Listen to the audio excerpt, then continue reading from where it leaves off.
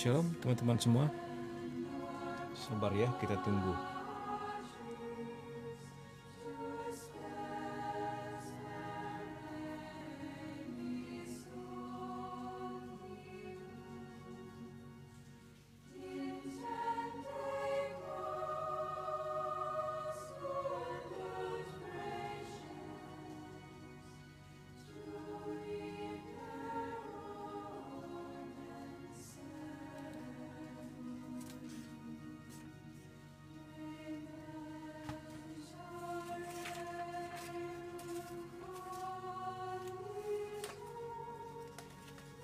Malam ini kita membahas tentang eksorsisme.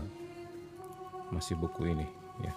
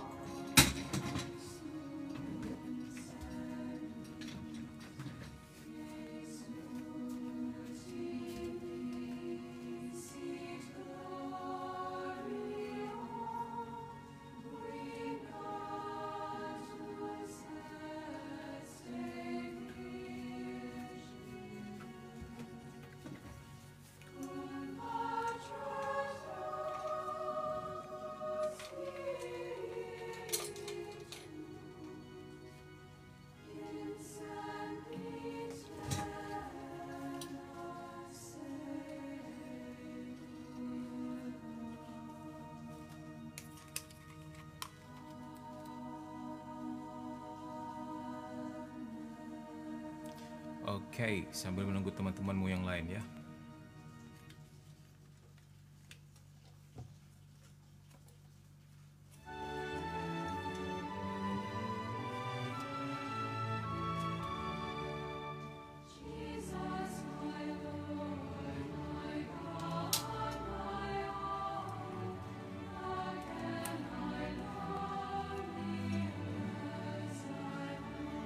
Di sini kita sudah sampai di sini ya teman-teman ya. How can we fall prey to extraordinary satanic activity? Oke, nanti kita akan bahas. Tapi sebelumnya kita akan berdoa dulu. Oke, shalom, selamat datang yang baru bergabung.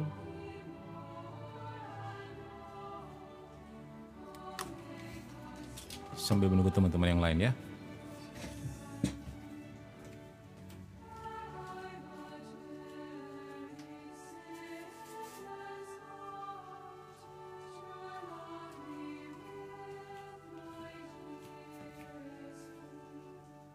Sambil menunggu teman-teman yang lain.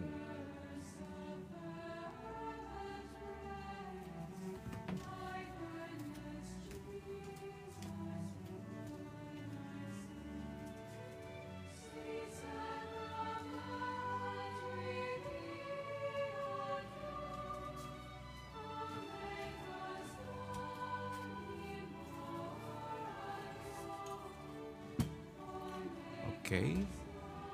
Apakah kalian masih sabar menunggu?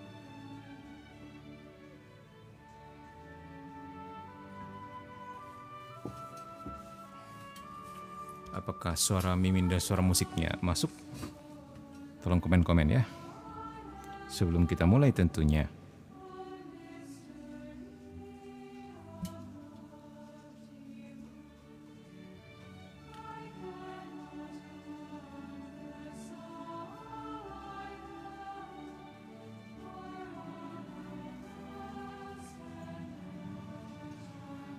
Masih maksudnya apa?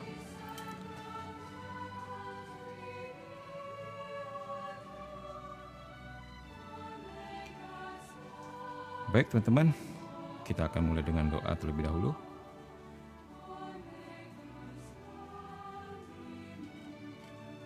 Masuk min, suara musiknya agak dikecilin. Suara miminnya kalah sama suara musik. Baik. Ini bagaimana? Sudah oke?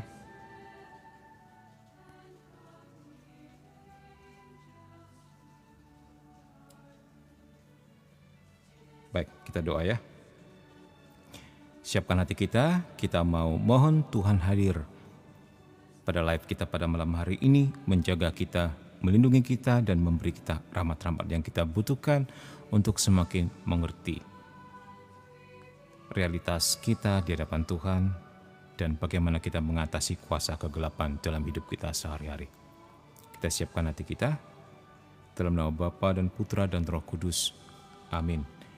Tuhan yang Maha Kuasa, yang membebaskan umat-Mu dari belenggu musuh, dan melalui Putra-Mu telah mencampakkan setan seperti kilat, bebaskanlah aku, putra-putrimu, dan juga seluruh keluargaku dari setiap pengaruh roh jahat, terutama roh kematian, penyakit, keputusasaan, kebingungan, perpecahan, kecemasan, keserakahan dan ketidakadilan, ketakutan dan juga kemarahan, kebencian, nafsu, kemalasan dan kesombongan.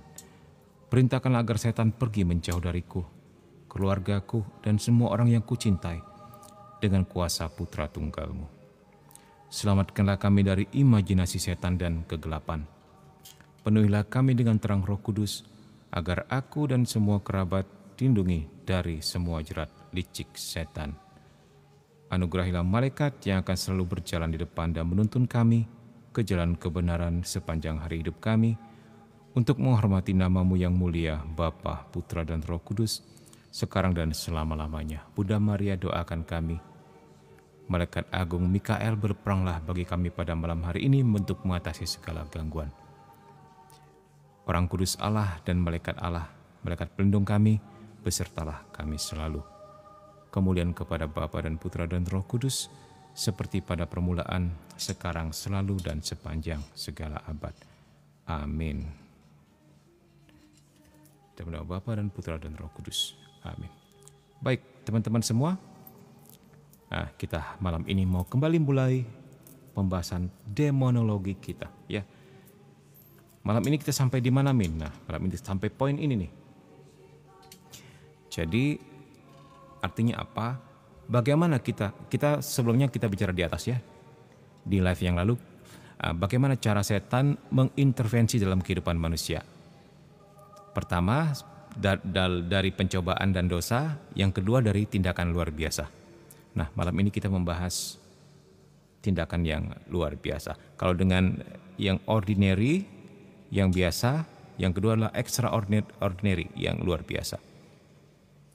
Yang ordinary itu dengan dosa dan pencobaan, yang luar biasa itu dengan seperti kerasukan dan sebagainya, ya. Nanti kita akan lihat. Oke, di sini dikatakan apa?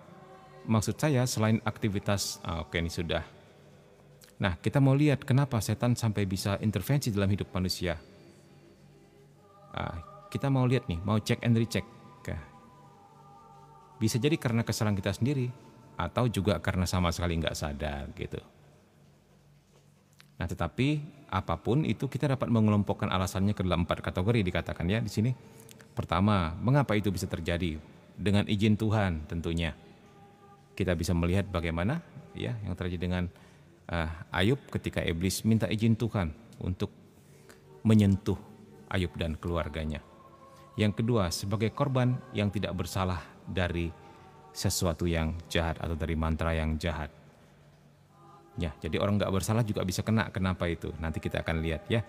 Yang ketiga, karena kondisi dosa yang parah, dikatakan due to grave. Nah, kita lanjutkan di sini. Kondisi dosa yang parah berarti maksudnya dosa berat.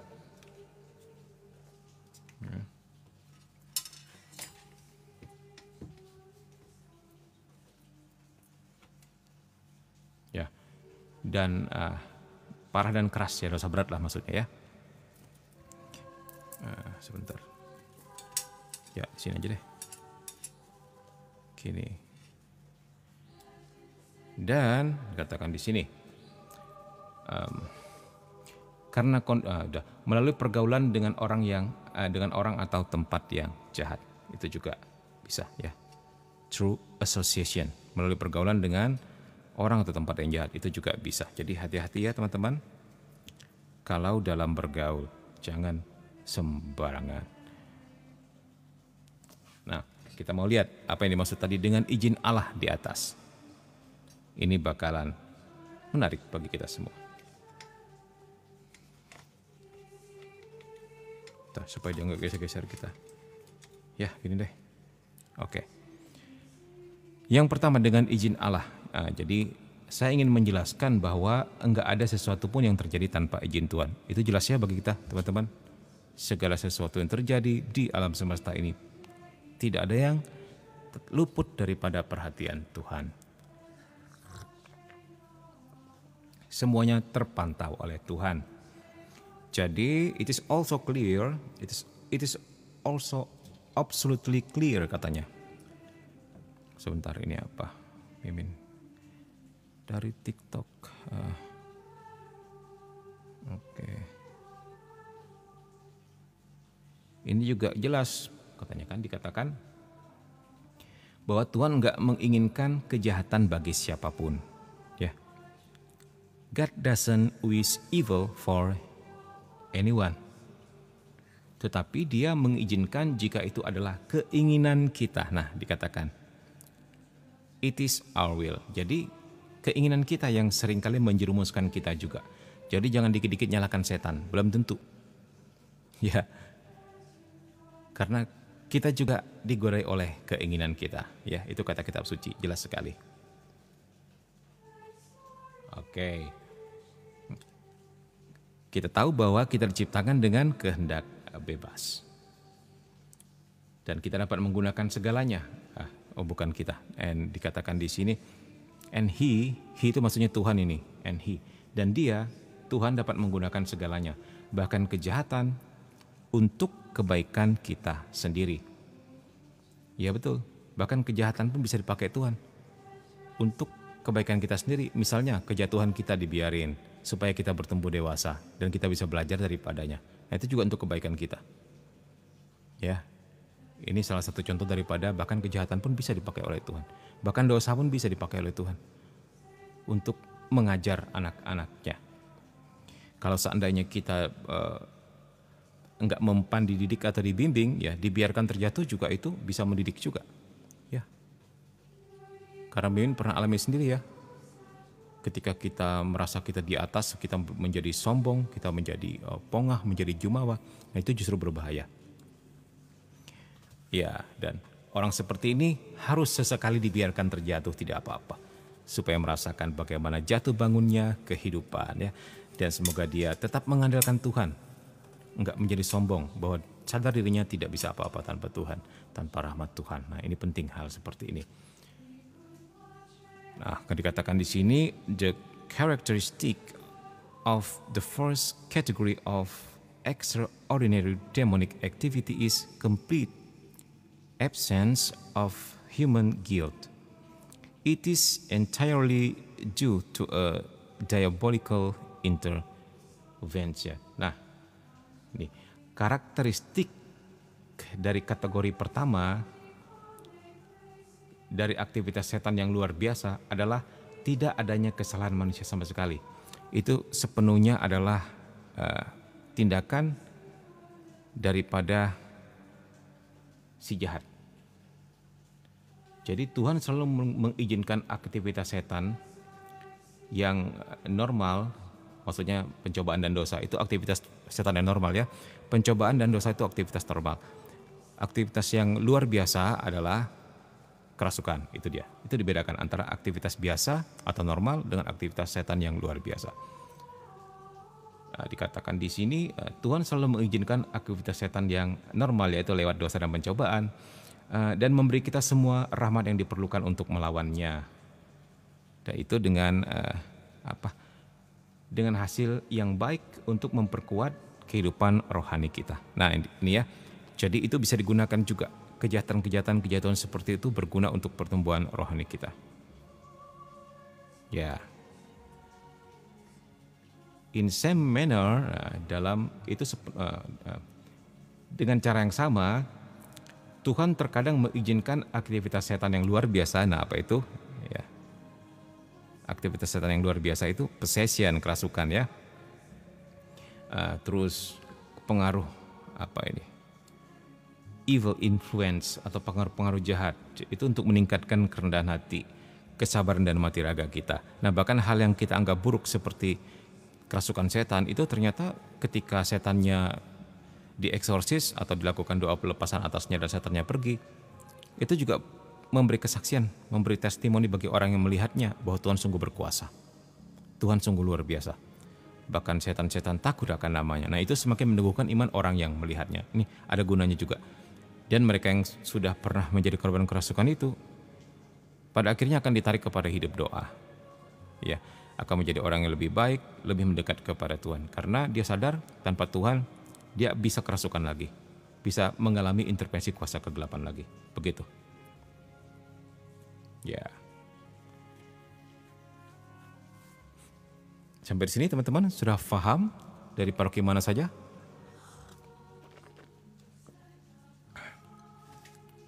Selamat malam Jumat ya.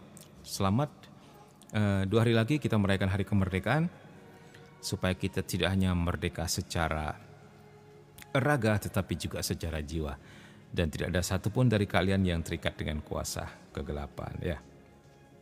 Amin ya. Oh, ini belum dikasih ini ya, belum dikasih apa nih, tunggu. Wait, kita belum kasih.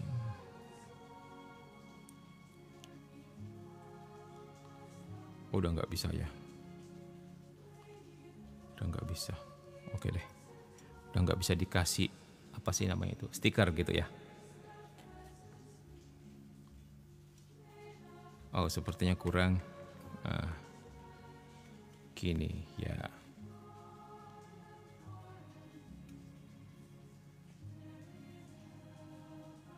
Baik, kita lanjutkan. Kami telah memberikan sudah ya ini ya. Untuk pertemuan rohani kita tadi sudah ya. Untuk kerendahan hati, kesabaran, dan juga untuk mati raga kita ya. Oke. Kami telah memberikan beberapa contoh dari kategori ini, yaitu tindakan eksternal iblis yang menyebabkan rasa sakit fisik. Itu seperti sesuatu beatings atau pemukulan dan pencambukan atau penderaan yang diderita oleh The Cure of Ars. Itu seorang penyembuh dari Ars. Itu maksudnya pastor dari Ars. Itu maksudnya Santo Yohanes Maria Vianney ya. Dan juga Padre Pio. Nah, dikasih contoh 2 orang ini. Yang mengalami penyiksaan setan seperti pemukulan dan pencambukan, atau ketika apa yang disebut opresif atau penindasan ya diperbolehkan, oppression. Seperti kami telah menyebutkan tentang Ayub dan Santo Paulus. Nah, ini ya. Ayub kita bisa melihat dalam kasusnya ketika iblis memohon kepada Tuhan untuk mencobai dia, untuk mencobai imannya, dia dan seluruh keluarganya. Sementara Santo Paulus dibiarkan mengalami seperti duri dalam daging, dikatakan. Jadi dia berjuang untuk mengatasi itu. Setiap dari kita di dalam jalan menuju Tuhan nggak akan lepas dari segala pencobaan dan jatuh bangun dalam bekerja sama dengan rahmat. Tapi itu juga perlu bagi kita supaya kita tidak menjadi sombong. Supaya kita bisa merasakan juga bagaimana perjuangan ya. Manusia membutuhkan jatuh dan bangun itu. Oke. Nah, beda dengan tadi sudah disebut tentang serangan setan yang bukan karena kesalahan mereka ya. Tapi nanti itu akan dijelaskan kemudian.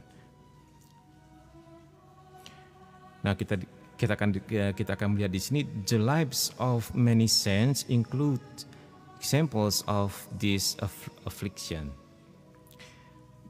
Kehidupan para santo-santa adalah termasuk contoh daripada penderaan ini atau penderitaan ini.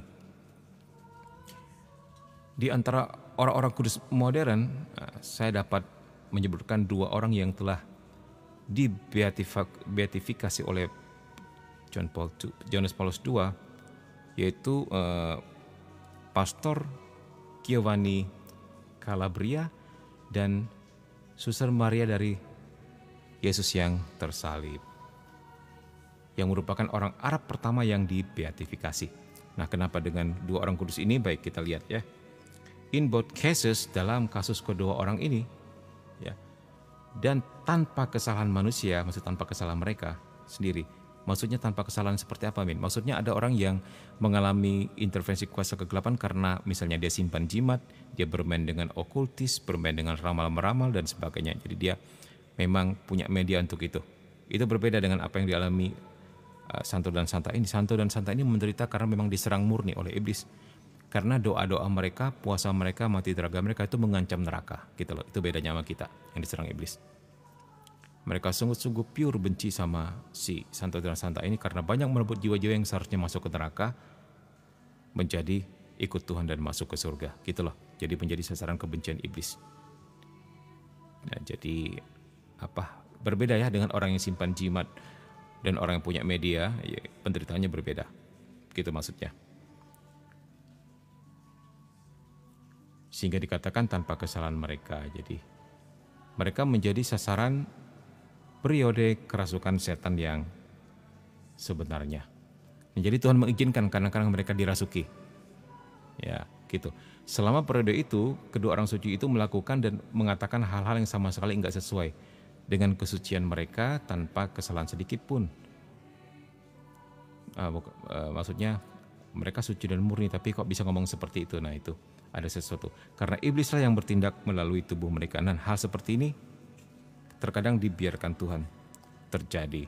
Tetapi kalau kita melihat diri kita, kita melihat teman kita, melihat saudara kita yang hidupnya biasa-biasa saja, kemudian ketika mereka mengalami kerasukan setan, terus kita bilang, oh karena dia orang kudus, seperti Suster Mary of Jesus atau Father Giovanni, itu nggak masuk akal. Ya, itu pasti karena mereka punya media. Apa bedanya? Untuk mengalami seperti yang dialami kedua orang kudus ini, hidup mereka harus kudus dan menampakkan buah dan jelas-jelas mengancam neraka. Nah itu ya, itu bedanya. Sementara orang yang mungkin hidupnya malah bejat, yang simpan banyak jimat, yang durhaka mungkin kepada orang tua dan juga bikin banyak masalah, dan ketika kerasukan ya memang karena dia punya media, begitu. Itu bedanya ya. Sama seperti ada seseorang yang hamil di luar nikah dan kemudian ketahuan oleh orang tuanya. Orang tuanya marah-marah, tapi karena dia takut dimarah, akhirnya dia bilang apa? Oh mama, oh papa, percayalah, aku ini sebenarnya dikandung seperti Bunda Maria, mengandung dari Roh Kudus nih. Begitu. Ya, itu juga nggak masuk akal ya. Ya, pertama kita lihat kesucian hidup seseorang, itu menjadi kriteria juga. Ya, baik. Oke, sampai di mana kita tadi? Sampai di bahkan orang kudus pun kadang diizinkan Tuhan kerasukan setan. Bukan karena kesalahan mereka, tetapi karena kemuliaan Tuhan akan dinyatakan melalui peristiwa itu. Jadi sebenarnya setan juga diprank sama Tuhan. Pada akhirnya setan juga akan pergi. Dan pada akhirnya mereka juga akan mengakui bahwa Tuhan lebih kuat dari mereka. Dan itu justru memberi kesaksian kepada kita. Berkali-kali seperti itu. Ini setan gak sadar-sadar juga ya, bahwa mereka juga sebenarnya diprank sama Tuhan. Atau mereka nggak punya pilihan lain kali ya. Syukur-syukur kalau bisa merasuki selamanya. Mungkin pikirannya begitu kali ya. Thank you yang sudah kasih gift ya, yang sudah like, yang sudah share dan sebagainya. Oke. Ayo kenalan sama teman-temanmu dari paroki mana saja ini.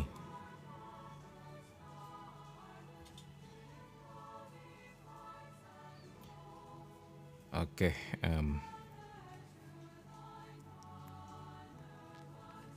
Sampai nomor 2 ya, nomor 2. When we are subjected to an evil spell. Nah, kita bisa mengalami intervensi setan kalau saat kita terkena mantra jahat. Entah dikirim orang, dikerjain orang, disantet orang, ini bisa kena juga. Nah, ini adalah kasus di mana korban sama sekali nggak bersalah. Nah, di sini bagaimanapun kita bisa melihat ada beberapa aktivitas manusia, ya, tetapi but it is performed by those who. Tapi ini dilakukan oleh mereka yang merapal mantra, maksudnya begitu. Ya. Ya.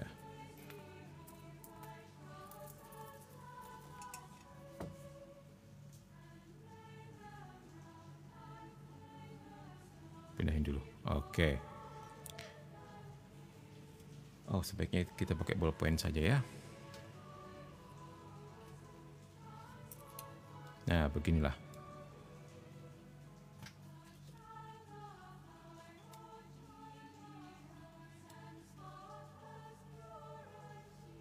Oke, ini kena marah TikTok terus, masih dilawan. Nah, di sini bagaimanapun ya,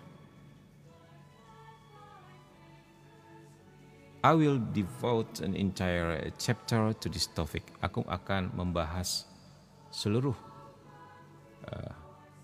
bab ini tentang topik ini ya.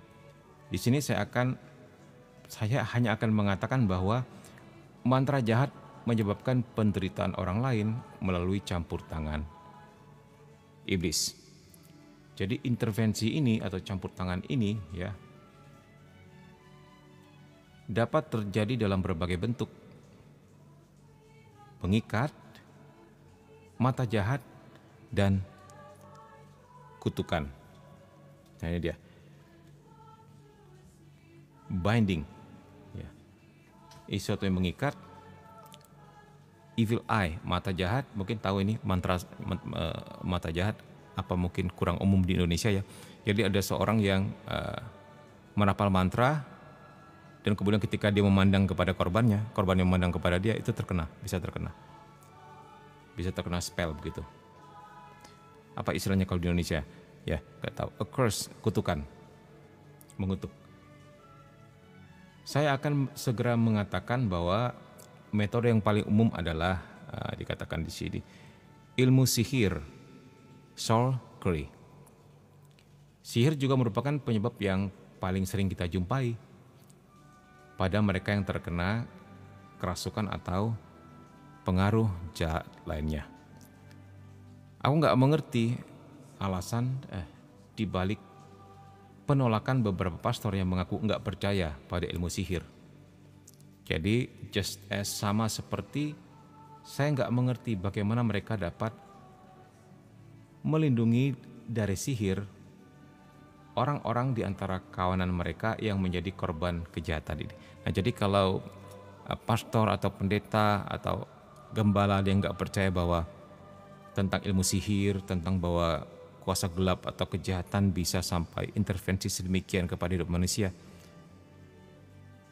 Father Gabriel Amon mengatakan saya nggak habis pikir ada gembala yang seperti itu. Karena bagaimana dia akan mengatasi umatnya nanti yang paling nggak satu atau dua akan mengalami hal seperti ini, gitu loh. Korban kejahatan daripada kuasa gelap, ya.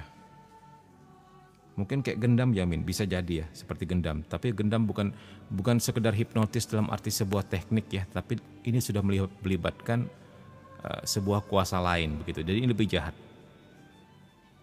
Ini lebih jahat. Oke. Some may be surprised that God allows these sorts of evil to happen. Beberapa orang mungkin akan terkejut bahwa Tuhan mengizinkan kejahatan semacam ini terjadi. Tuhan menciptakan kita bebas dan enggak pernah menolak makhluknya, bahkan yang dikatakan paling sesat sekalipun, itu Tuhan akan selalu terima, tangannya selalu terbuka. Iya teman-teman. Dan pada akhirnya dikatakan He rewards everyone, dia akan mengganjar setiap orang according to his just desert. Ya, dia akan mengganjar setiap orang atau memberi upah kepada setiap orang sesuai dengan perbuatannya yang adil. Karena setiap orang akan diadili menurut to his action, perbuatannya. Jadi dikatakan di sini, sementara itu jika kita menggunakan dengan baik kebebasan yang Tuhan berikan kepada kita, kita akan mendapatkan pahala. Ya. Atau kita dapat menggunakannya untuk tujuan jahat dan kita akan disalahkan. kita dapat membantu orang lain atau menyakiti mereka melalui berbagai bentuk abuse atau pelecehan. Jadi itu pilihan kita. Sebagai contoh, saya dapat dikatakan membayar. I can pay a killer to murder someone. Saya bisa saja membayar seorang pembunuh untuk membunuh seseorang. God is not obligated to stop him. Jadi Tuhan tidak berkewajiban untuk menghentikan tindakan tersebut, gitu. Sama mudahnya saya bisa membayar penyihir atau dukun untuk merapal mantra jahat kepada seseorang. Tuhan seperti dalam kasus pertama juga enggak wajib ikut campur kok. Meskipun dalam banyak kasus ia melakukannya. Misalnya mereka yang hidup dalam keadaan rahmat, mereka yang berdoa dengan sangat kusyuk, yang memiliki kesempatan yang jauh lebih baik untuk memperoleh campur tangan ilahi atau intervensi ilahi untuk melawan kuasa gelap daripada mereka yang tidak mengamalkan iman mereka, atau lebih buruk lagi yang hidup dalam keadaan terbiasa dosa berat. Jadi maksudnya begitu. Nah, untuk orang-orang yang enggak berdoa, ya, enggak percaya sama Tuhan dan enggak mengenalkan Dia, Tuhan tidak berkewajiban untuk menstop tindakan jahat yang ditujukan orang kepada Dia, seperti itu. Ya. Itulah intinya seperti itu. Apalagi terhadap mereka yang terbiasa hidup dengan dosa berat, karena itu sudah pilihan mereka, maksudnya begitu. Karena Tuhan sangat menghormati kehendak bebas manusia.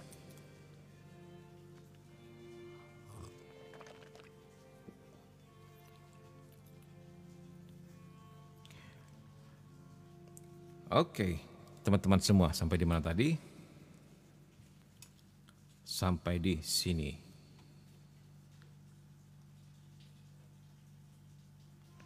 Here, I must give a warning that I will expand in a later chapter.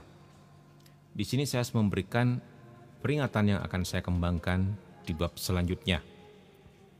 Ya, the field of sorcery and other evil actions is the domain of swindlers. Nah, jadi bidang ilmu sihir dan perbuatan jahat lainnya adalah wilayahnya para penipu, ya, swindlers.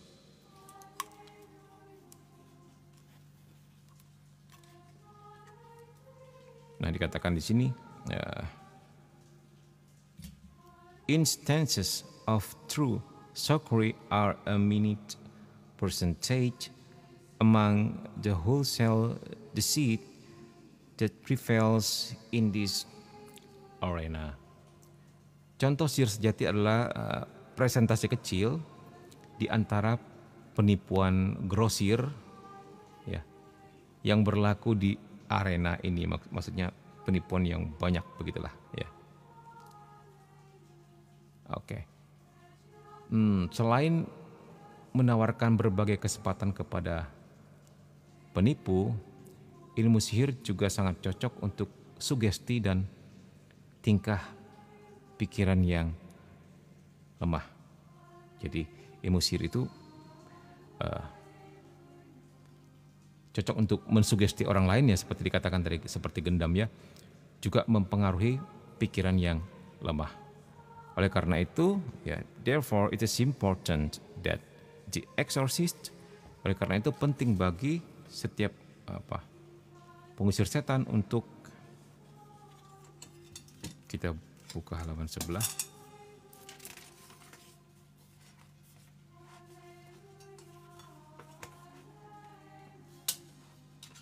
Haleluya.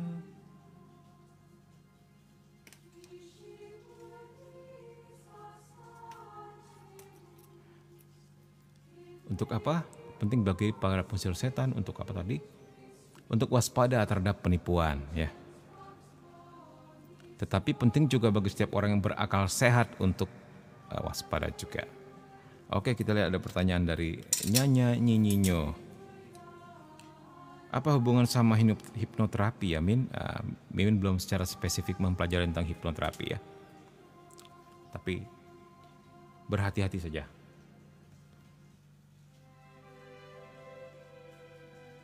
Nanti deh tentang hal itu, ini takut salah ngomong.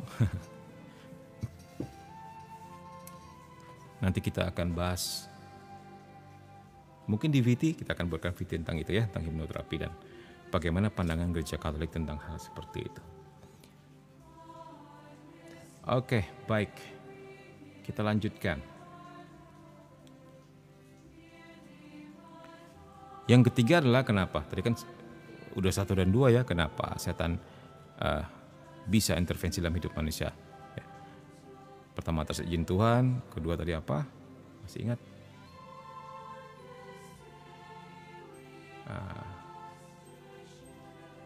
Saat kita terkena mantra jahat atau kena santet lah atau dikerjain orang kena guna-guna begitulah. Yang ketiga adalah nih keadaan dosa berat dan parah. Ya.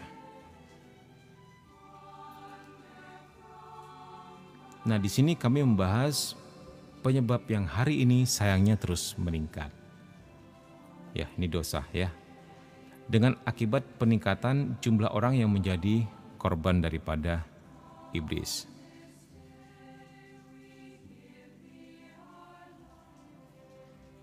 Oke, at the root, pada akarnya, penyebab sebenarnya adalah kurangnya iman. Seiring kurangnya keyakinan meningkat. Ya, jadi kita tahu ateis merajalela, terutama di wilayah Eropa. Ya, mereka yang dulunya bertuhan, yang dulunya mayoritas Kristen, sekarang sudah cukup imbang dengan ateis, walaupun masih lebih banyak orang yang beragama. Ya, jadi dikatakan kurangnya iman itu berbanding lurus dengan kurangnya keyakinan. Ateisme yang meningkat. Begitu pula tahayul dikatakan di sini. Ya. So does superstition, itu tahayul ya.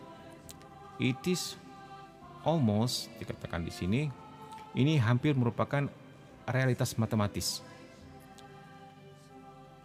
Saya percaya bahwa Injil memberi kita contoh yang jelas tentang karakter daripada Yudas ini. Ya, dia adalah seorang pencuri. Entah berapa kali Yesus mencoba ya untuk mengoreksinya dan memanggilnya untuk bertobat gitu. And the only result was rejection. Dan hasilnya hanyalah penolakan dan berkeras atau bersikeras dalam dosa. Hardening in sin, maksudnya bersikeras dalam dosa. Judas reached the climax when he asked the chief priest.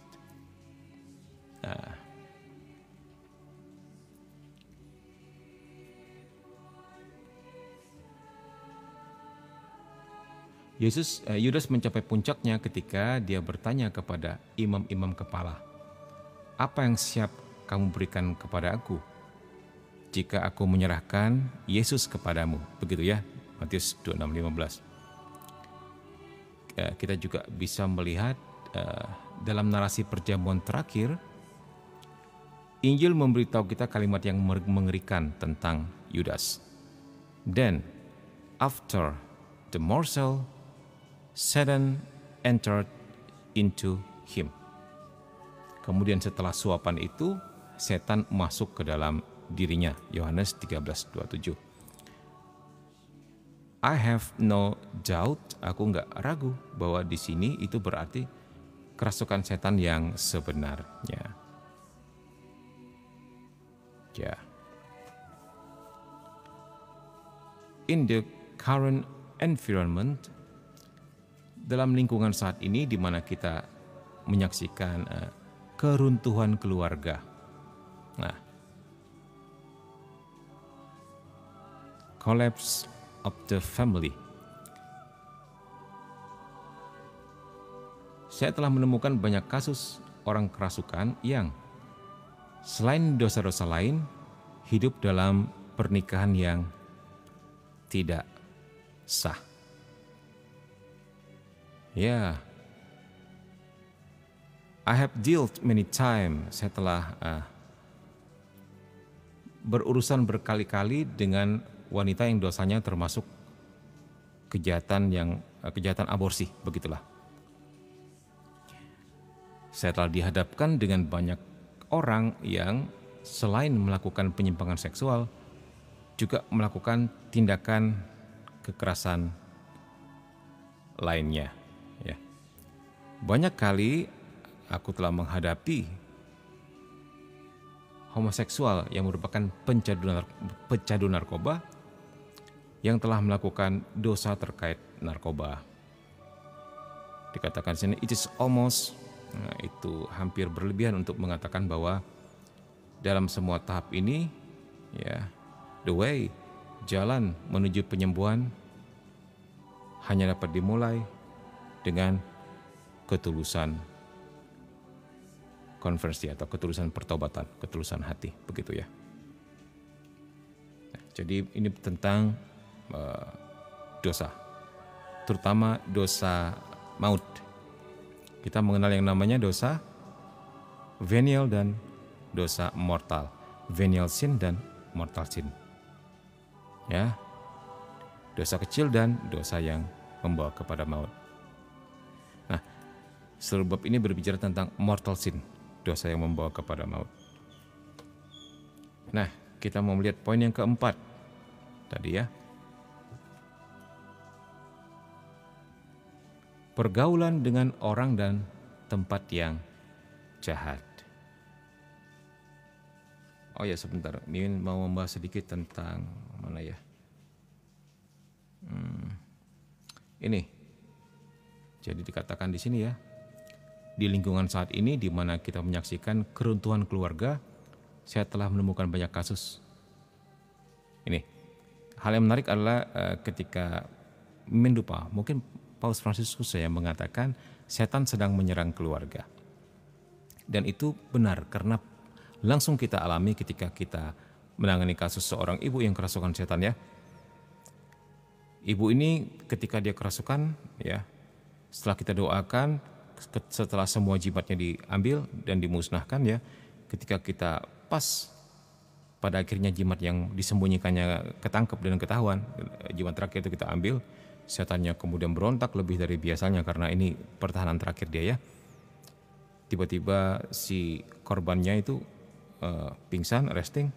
Gak berapa lama ketika dia bangun, setannya ngomong gini, saya ingin menghancurkan keluarga ini. Saya tidak ingin mereka sejahtera. Saya ingin menghancurkan keluarga ini. Saya tidak ingin mereka sejahtera. Begitu terus kata-kata yang terucap dari mulutnya. Nah, ini relate dengan apa yang diprediksi oleh Paus tersebut dan juga apa yang dikatakan oleh Father Gabriel Amort. Setan tahu di dalam keluarga Katolik yang sejati, dalam keluarga yang berdoa, mereka tidak akan berdaya karena ada banyak rahmat yang melimpah di situ yang akan berguna, yang akan melindungi seluruh keluarga, anak-anak mulai dari masa kecil hingga dewasanya berada dalam perlindungan Tuhan. Nah, ini juga ada yang menarik ya. Ini menemukan sebuah video kesaksian dari seorang mantan satanis. Ya, videonya juga viral akhir-akhir ini. Itu bercerita tentang dulu waktu dia masih tergabung dalam sekte satanis tersebut. Nah, pada akhirnya dia menjadi Kristen ya. Dia bercerita ketika dia masih merupakan bagian dari sekte tersebut dan apa yang mereka lakukan. Nah, mereka mengirim mantra-mantra kepada anak-anak di sekolah katanya. Nggak tahu lewat apa. Mereka punya media tertentu, mungkin lewat gelombang atau apa. Jadi mereka mengirim mantra-mantra tersebut atau mungkin lewat buku-buku bacaan yang dikirimkan atau pamflet-pamflet yang sudah dimantrai dan sebagainya. Kita nggak pernah tahu cara kerja mereka ya. Cuman satu hal yang menarik ketika dia mengatakan seperti ini. Nah, banyak dari anak-anak itu terkena efek daripada mantra kita. Tetapi ada beberapa anak yang nggak pernah bisa masuk mantranya. Nah, ketika mereka lihat kenapa itu, ternyata mereka melihat di kepala anak-anak tersebut yang mantranya nggak bisa masuk, itu seperti ada lingkaran api di kepala mereka. Selidik punya selidik lebih dalam lagi, ternyata mereka adalah anak-anak yang sebelum sekolah didoakan oleh orang tuanya. Nah, ini luar biasa. Ya. Jadi baik juga kalau saling mendoakan di dalam keluarga tersebut. Ayah dan ibu mendoakan anak-anaknya, anak-anaknya juga bisa berdoa untuk ayah dan ibunya.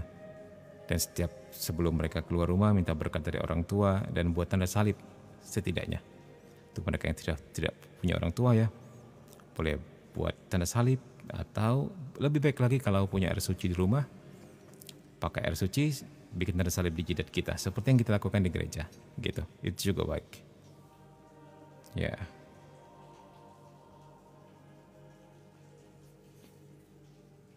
Sebentar.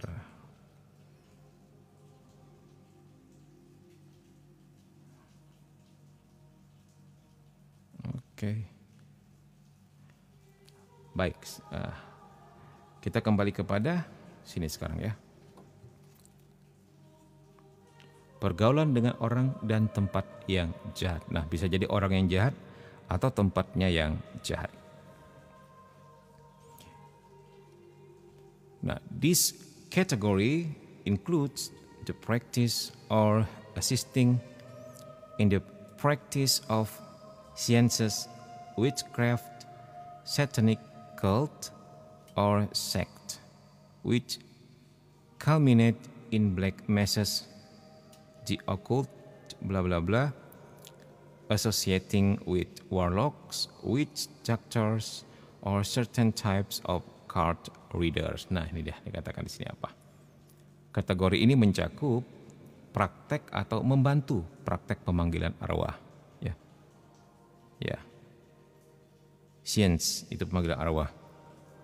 Nah, apalagi santet, lalu pemujaan setan, kemudian sekte-sekte, terus yang berujung pada black mass.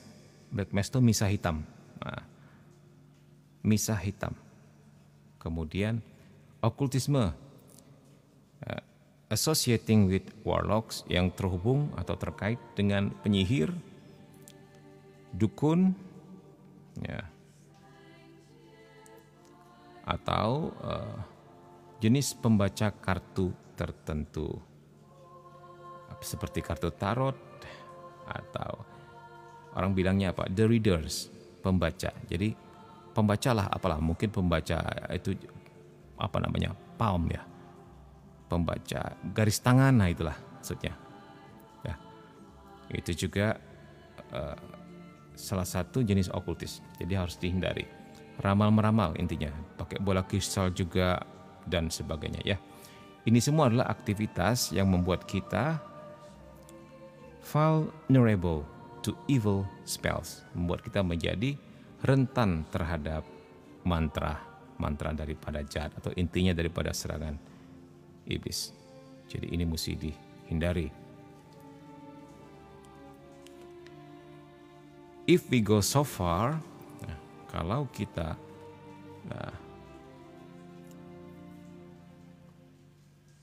sampai menginginkan hubungan dengan iblis ya, to desire relationship with Satan, jadi benar-benar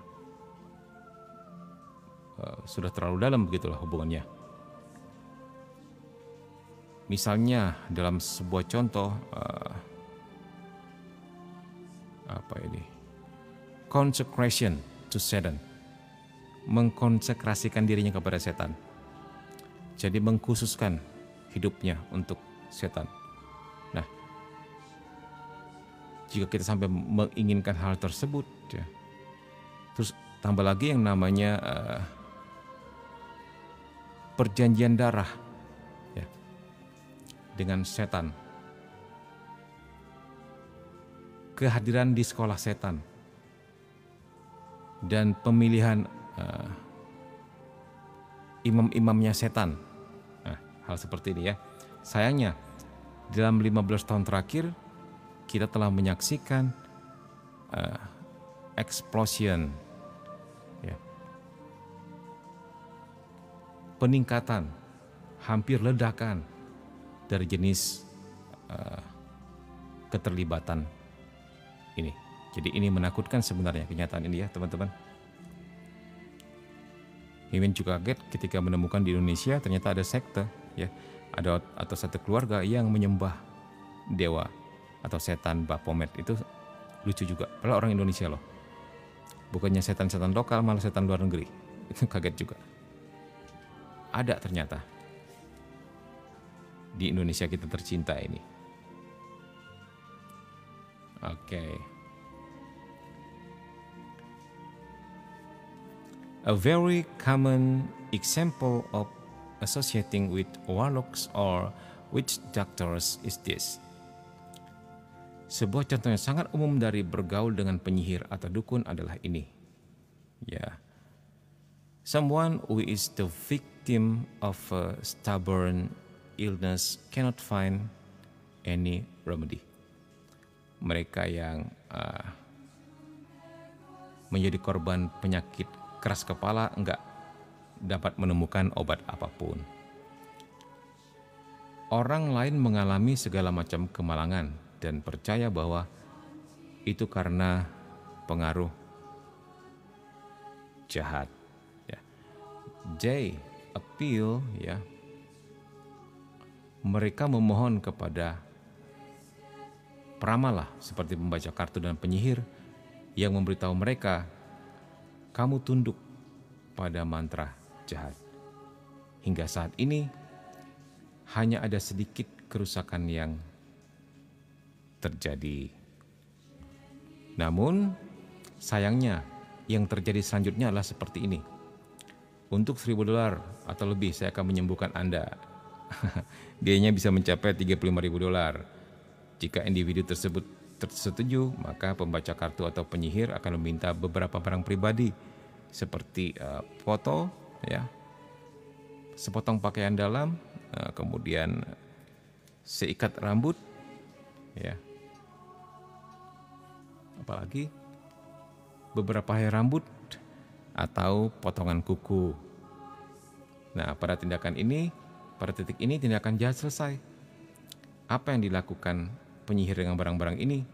Dia jelas menggunakannya untuk mempraktekkan ilmu hitam. Ini berbahaya kalau sudah mengambil barang-barang kamu. Ya, teman-teman, jangan pernah terjadi, jangan pernah diizinkan, ya. Ya, jadi memang sangat merugikan. Selain kita diikat dengan kuasa kegelapan, uang kita juga habis. Jadi memang tidak murah pergi ke dukun itu ya teman-teman. Di sini ada yang mungkin mau share pengalaman pergi ke dukun. Dukun A nggak sembuh, berobat ke dukun B. Dukun B nggak sembuh, berobat ke dukun C. Sampai beberapa dukun. Nanti Mimin akan posting salah satu pasien kita, korban kuasa gelap, ya, dan juga korban penipuan sebenarnya. Tapi ini bermula dari kuasa gelap dulu. Jadi 1 dukun nggak sembuh, 2 dukun nggak sembuh, 3 dukun nggak sembuh, sampai 8 dukun nggak sembuh. Terikat terus menerus, setiap hari tertentu kerasukan, terutama menjelang maghrib. Setiap pergi kemana-mana, dia tinggal di pedalaman ya, sehingga dia terbiasa mencari ikan di sungai dan sebagainya. Udah nggak berani lagi pergi ke sungai, karena selalu melihat wujud yang aneh-aneh. Itu. Nah, jadi udah habis uangnya, sebelum pada akhirnya ketemu tim untuk didoakan dan puji Tuhan, lepas. Sampai saat ini tidak pernah kembali lagi. Nah, ya.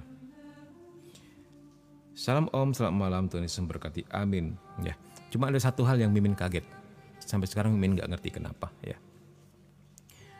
puluhan tahun yang lalu Mimin ingat ketika mendoakan orang kerasukan. Jadi di antara para pendoa-pendoa ini Mimin baru belajar waktu itu ya, baru belajar mendoakan. Jadi Mimin gabung sama beberapa pendoa itu. Awalnya Mimin takut.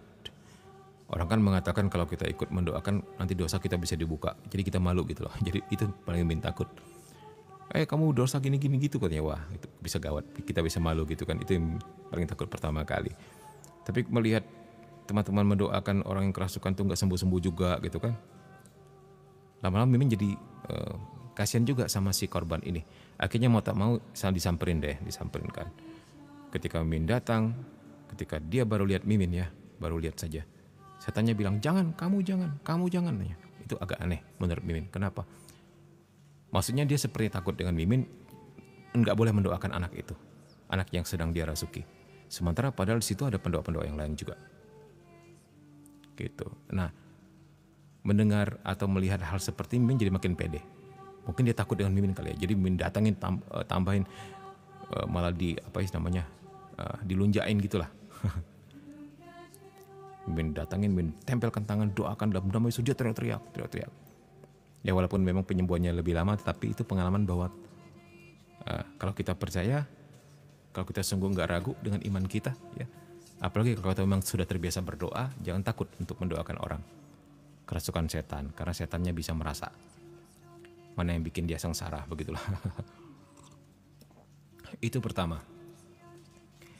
Yang kedua, ini sampai 4 kali kejadian. Yang kedua, ketika Mimin juga mendoakan seorang yang ini benar-benar parah kerasukannya,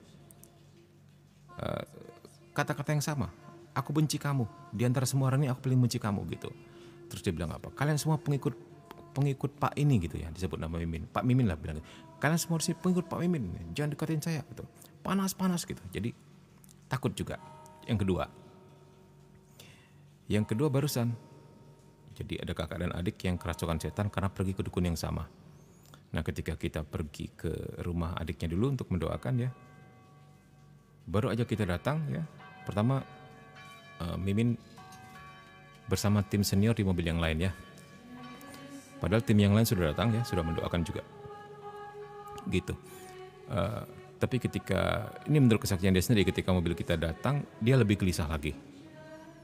Nah, ketika ada tim yang paling senior kita datang, apalagi manggil nama dia untuk duduk di sebelah, hatinya nggak karuan. Dia mau berontak. Nah, tapi matanya selalu mandang Mimin katanya. Dan menurut dia di antara semua orang itu dia paling benci sama Mimin. Saya paling benci sama. Jadi ketika mau dilepaskan, matanya mandang Mimin terus seperti orang mau cakar. Kelak ketika dia sudah terbebas, dia cerita nggak bisa, tetap nggak mampu katanya. Saya pingin mencakar, pingin menerang, nggak mampu, seperti ada sebuah tameng, nggak berkekuatan gitu, nggak bisa, terhalang. Itu adiknya. Sebelumnya juga kakaknya juga bilang hal yang sama ketika kita datang, matanya menatap ke Mimin terus, kayak mau nerekam.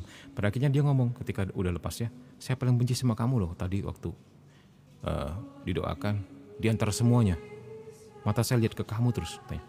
Paling benci seperti mau marah. Seperti mau menghantam. Ini sama seperti dengan adiknya. Sama seperti, ya itu lucu juga. Apa karena mereka tahu ya Mimin suka bongkar-bongkar strategi mereka, trik mereka di TikTok kayak gini. Jadi tidak ada yang lagi mereka bisa sembunyikan ya. Barusan kan kita bongkar orasi doa keramat yang sudah ternyata melanglang buana puluhan tahun di toko-toko rohani Katolik. Bayangin, udah berapa banyak umat yang terkena. Bukannya umat, bahkan biaran-biarawati pun ada yang terkena. Ada yang menyimpan doa itu. Ini menurut kesaksian mereka. Mimin bongkar, karena dulu rasanya Mimin pernah ketemu buku doa itu, ya, orasi doa keramat atau bahasa kecil, bayangin. Dan belum ada seorang pun yang pernah bersuara tentang ini. Nah, bisa jadi setan benci dengan Mimin. Karena dibongkar terus gitu. Ya. Itu bikin kita tambah pede ya. Ya, oke. Min, apa akar kepahitan dan dosa zina dan sangat apakah akar kepahitan dan dosa zina dan sangat mempermudah kuasa jahat terinjek ya Min? Terinjek maksudnya kuasa jahat intervensi dalam hidup kita. Injek itu maksudnya suntik gitu ya, dimasukin gitu ya. Atau kuasa jahat memasuki hidup kita maksudnya gitu ya. Apakah akar kepahitan dan dosa zina dan sangat mempermudah kuasa jahat masuk dalam hidup kita maksudnya gitu ya. Iya, itu kan bagian dari dosa. Nih, masih dari poin yang keempat ya, tentang dosa. Kita tadi membahas tentang beberapa hal yang menyebabkan kenapa setan bisa intervensi dalam hidup kita. Yang pertama adalah itu misteri Allah, ya, semua berlangsung atas izin Tuhan. Yang kedua, kalau kita diguna-guna gitu, kita bisa kena. Yang ketiga, kalau ada dosa dan sebuah kondisi di mana orang tersebut tidak bertobat, Yang ketiga tadi. Yang keempat, pergaulan dengan orang dan tempat yang jahat. Tadi sudah kita bahas tentang hal ini bahwa itu bisa terjadi karena itu termasuk dosa berat. Jadi media juga jadi pintu masuk iblis untuk intervensi dalam hidup kita.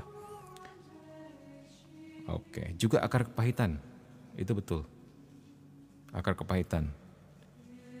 Misalnya trauma ya, dan dendam. Itu juga betul.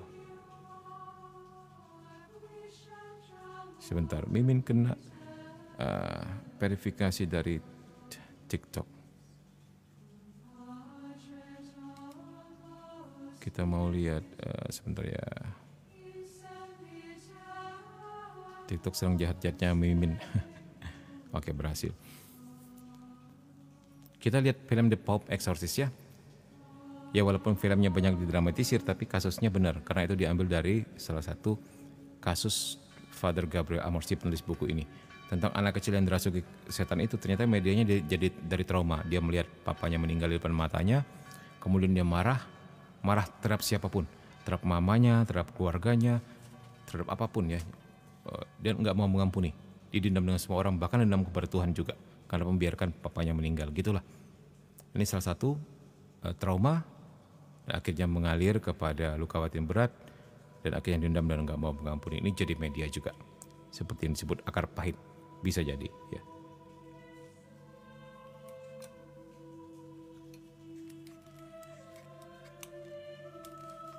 Oke.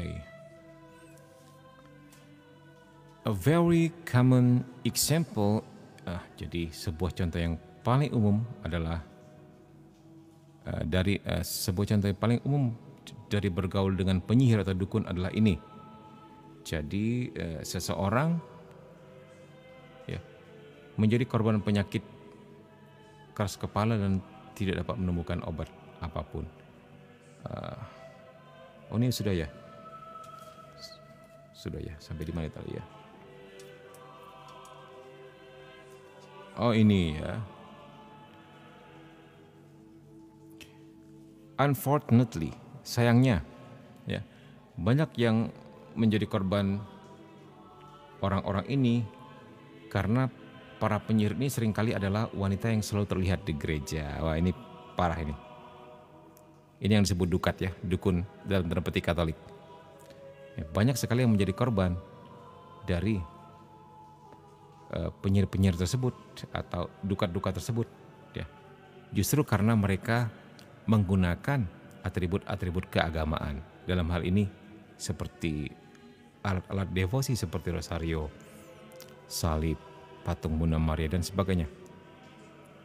Nah, jadi mungkin kita bertanya, lah kamu yang bego kenapa mau aja percaya sama dukun kan gitu.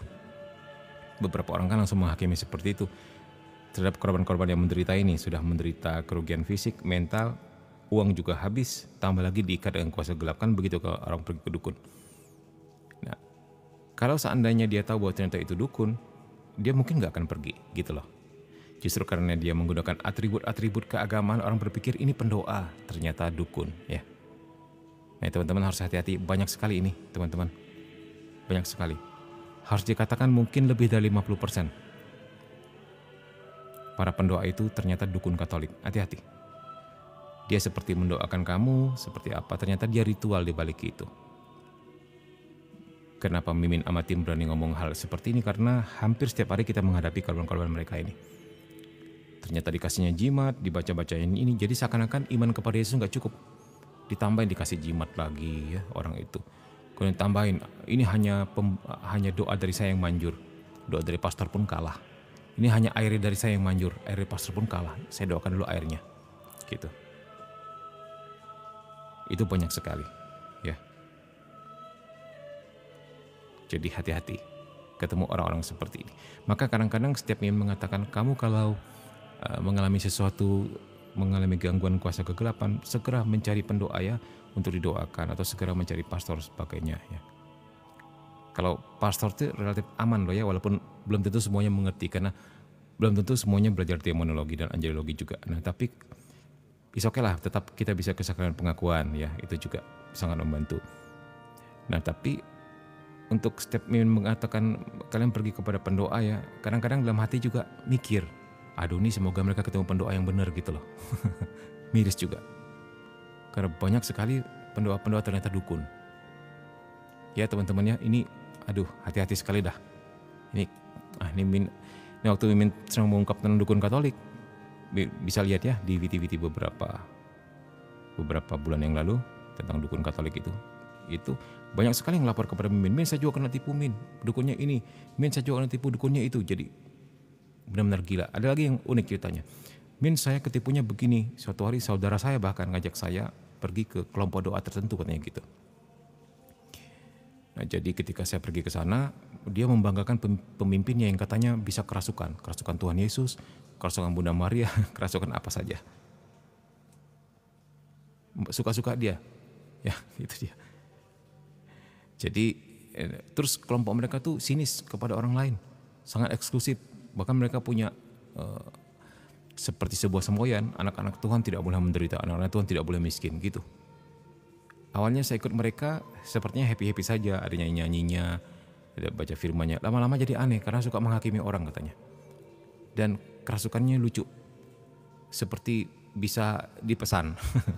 Hari ini kerasukan Santo ini, hari besok kerasukan Yesus, hari besok kerasukan Bunda Maria dengan pesan yang masing-masing. Jadi dia mulai ragu di situ, dia bertanya kepada Mimin. Nah ini parah sih ini menurut Mimin, parah banget di kalangan, udah deh nggak terhitung korbannya ya. Yang lapor kepada kita juga banyak. Jadi ini sangat disayangkan teman-teman. Maka kadang-kadang Mimin setiap mengatakan kepada kalian, pergi ya minta didoakan kepada pendoa yang terpercaya gitu. Kadang-kadang semoga banyak ketemu yang terpercaya ya. Gitu, yang benar-benar hanya menggunakan nama Yesus saja, hanya pakai iman aja, enggak pakai cara yang aneh-aneh, enggak pakai ritual ini, ritual itu, enggak pakai kepala kambing, kepala babi, ya. Dan ternyata duit kalian habis juga. Nanti jadi banyak, nanti dia akan bilang begini nih. Nah ini yang barusan kita ketemu juga di pedalaman Kalbar ya, dukun ya, dalam tanda petik Katolik, dukat. Jadi dia pakai atribut-atribut Katolik, nih dukun yang lain lagi. Jadi ketika orang datang kepadanya, dia seperti menerawang, Pak di rumah Bapak butuh dipasang penjaga. Saya melihat ada seekor makhluk di sana, di sini, di situ gitu kan. Di belakang kita pasang 3 jarum. Jarum ini telah saya doakan, jarum emas bukan sembarang jarum katanya gitu kan. 1 jarum harganya 300.000. Ini penting untuk menjaga. Jadi semakin kaya orangnya jumlah jarumnya makin banyak. Jadi ada satu rumah yang habis sampai 500 juta. Gitu. Dia pakai doa apa kami Selamaria juga di depan-depannya. Jadi kan orang percaya gitu kan. Terus banyak kasus. Tambah lagi misalnya beberapa tahun dia bilang, Pak ini jarum Bapak udah nggak kuat nih yang belakang itu. Belakang kita mesti tambah lagi, ganti lagi. Jadi penghasilan rutin dia. Itu baru satu rumah, belum rumah yang lain. Terus belum lagi dicerita, Pak gara-gara atau Bu gara-gara menjaga rumah ibu dengan kekuatan jarum-jarum tersebut, kami diserang nih. Terus tim kita ada yang meninggal Pak, kasihan anak istrinya Pak, tolong transfer. Habis teman-teman, ya itu jahat banget sih. Ada yang bertanya kepada Mimin, kenapa ya orang-orang seperti ini muncul gitu loh, kenapa umat nggak percaya kepada pastor misalnya, atau kepada pendoa-pendoa yang terpercaya gitu kan, tapi malah cari-cari orang seperti ini. Nah Mimin tergelitik ingat ayat, atau bukan ayat sih, kalimat dari ini Jack Ma. Tahu ya Jack Ma ya, seorang orang kaya dari Cina ya. Satu hal yang paling berkesan adalah kata-kata dia yang bilang seperti ini, bisnis itu muncul dari kebutuhan, dari masalah. Nah berdasarkan kata-kata tersebut, Min mikir, dukat-dukat ini ada karena ada yang butuh. Ada umat yang suka bertanya, tolong dong lihat ke rumahku ada setan enggak? Tolong dong lihat ke badanku ada penunggunya enggak? Gitu. Hati-hati bertanya-pertanyaan seperti ini teman-teman ya. Kalau kamu ketemu dengan orang yang benar sih, kamu malah diarahkan ke jalan yang benar. Kalau ternyata itu dukun atau dukat, lebih parahnya lagi, habis kamu boncos. Hati-hati. Ya, kalau kamu merasa ada sesuatu di tubuhmu ya berdoa. Ya, atau minta didoakan gitu saja, nggak usah bertanya macam-macam. Ya. Itu membuka pintu, membuka kesempatan bagi roh jahat untuk beraktivitas dalam hidupmu. Shalom, rekomendasi buku bacaan buku bacaan dia melalui untuk pemula dong. Boleh baca ini nih. Sebentar, kamu bisa beli nih. Kamu bisa beli di toko kuning atau toko hijau.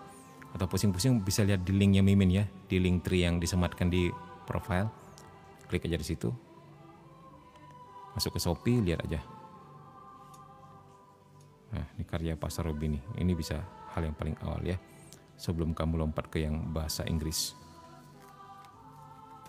Ya, karena memang kenapa kita semua pakai buku berbahasa Inggris, karena sedikit sekali sumber eksorsisme dari Indonesia. Kayak Pastor Robi ini dong yang menulis ini.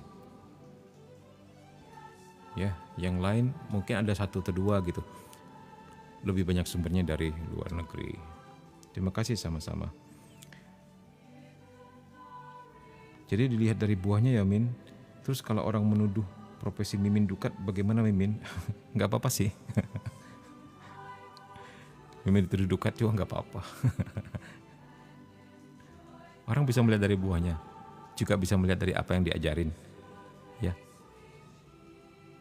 Nah, tentu apa bedanya Mimin sama dukat?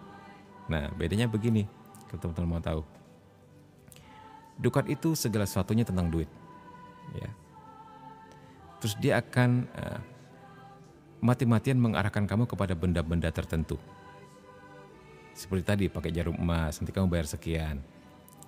Pakai patung, pakai ini, pakai itu, pakai nyembelih kepala kerbau, nyembelih kepala kambing, gitu loh. Sepertinya setan tempat kamu sangat kuat nih, nggak cukup nih cuma dengan doa kita nyembelih kepala kambing, terus pakai ruatan, apalagi macam-macam, pakai tumpengan, apalagi itu keluar biaya sudah, apalagi ya, belum lagi tentang bakar uang gitu kan, supaya dapat lebih, hal seperti ini, pokoknya aneh-aneh. Nah, kalau Min sama tim nggak pakai yang aneh-aneh apapun, semuanya pakai ajaran gereja. Yang terpenting pakai nama Yesus yang sangat berkuasa, ya teman-teman. Dan itu yang benar, seharusnya semua orang menggunakan nama Yesus saja, nggak usah pakai yang aneh-aneh. Pakai kekayaan gereja yang lain adalah doa rosario, doa kerahiman ilahi, doa perintah, itu aja. Ya, dan orang nggak dipaksa membeli rosario, nggak dipaksa membeli gambar kerahiman ilahi. Ayo, selama yang pernah ikut Mimin di sini, ada yang pernah dipaksa? Nah, itu semoga bisa dibedakan ya. Itu bedanya dukun Katolik dengan dukun biasa dan juga pendoa. Jadi harus jeli melihat di situ. Pendoa hanya menggunakan nama Yesus, nggak pakai yang aneh-aneh. Nggak suruh kamu simpan jimat, nggak suruh kamu pakai ini dan pakai itu, enggak. Datang didoakan dan dia akan menyuruh kamu berdoa, bahkan dia akan bekali kamu dengan air suci. Ya, kalau kamu belum punya gambar Yesus kerahiman ilahi, itu baik untuk dibeli. Atau belum punya rosario, itu baik untuk dibeli. Untuk kamu sendiri kok itu, bukan untuk orang lain. Ya, itu dia. Jadi semakin jeli melihat mana dukun, mana dukat, mana pendoa, gitu. Ingat ya, tadi dikatakan Jack Ma apa? Bisnis muncul dari kebutuhan.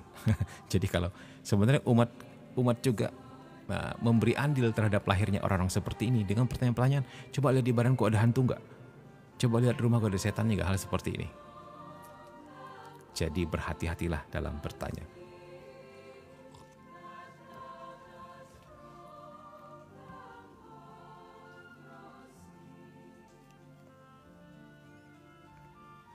Dari buku-buku Pastor Gabriel Ahmad bagus ya, untuk universitas bagus banget kalau kamu punya yang berbahasa Indonesia ya, karena kita kekurangan yang berbahasa Indonesia, jadi ini bahasa Inggris. Terima kasih Min, mulai paham nama Yesus dan doa.